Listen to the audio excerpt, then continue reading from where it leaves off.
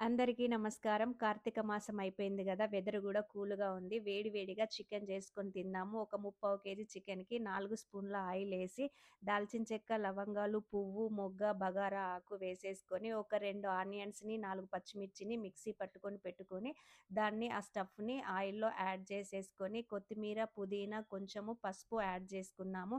ముందే మ్యారినేట్ చేసి పెట్టుకున్న చికెన్ అందులో కొంచెం ఉప్పు, కారము, పసుపు, అల్లం వెల్లుల్లి పేస్టు, కొంచెం ఆయిలేసి మ్యారినేట్ చేసుకున్న దాన్ని ఇందులోకి యాడ్ చేస్తున్నా. ఇది యాడ్ చేసిన తర్వాత కూడా మనము ఇంకొంచెము గరం మసాలా పౌడర్ అంటే దాల్చిన చెక్క, లవంగాలు, పువ్వు, ధనియాలు, యాలకులు, జీడిపప్పు, మొగ్గ, సాజీరా, గసగసాలు, ఎండుమిర్చి, ఎండు కొబ్బరి, కసూరి మేతి కూడా వేసిన పౌడర్ అది.